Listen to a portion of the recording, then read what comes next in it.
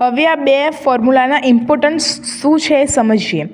Y બરાબર એની x ઘાત. અહીંયા એક્સ એની ઘાત છે એટલે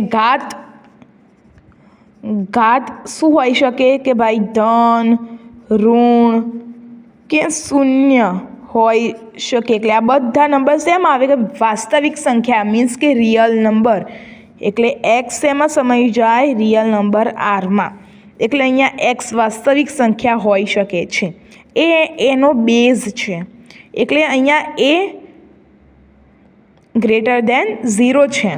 એટલે એ હંમેશા ધન જ હોવો જોઈએ, શૂન્ય હોવો જોઈએ નહીં, શૂન્યથી મોટો. અને એ ઇઝ નોટ ઇક્વલ ટુ 1. એ અહીંયા 1 ન હોવો જોઈએ અને અહીંયા વાય પણ 0 ન હોવો જોઈએ. અહીંયા આપેલું છે બીજો ફોર્મ્યુલા. અહીંયા લોગેરિધમમાં ફોર્મ્યુલા આપેલો છે log x base a is equal to Y. એના આપણે આ રીતે ફેરવવું હોય તો આપણે આ રીતે કરતા હતા, એની વાય ઘાત બરાબર એક્સ. આપણે અહીંયા જ જોઈએ કે ભાઈ ઘાત ક્યારેય ઘાત વાસ્તવિક સંખ્યા હોય એટલે રિયલ નંબરમાં આવી ગયું. એ એકથી મોટી સંખ્યા અને એક ના હોય. એ 0 કરતાં મોટી સંખ્યા હોઈ શકે પણ 1 હોઈ શકે નહીં. તેમજ એક્સ 0 કરતાં મોટી સંખ્યા એક્સ 1 હોઈ શકે.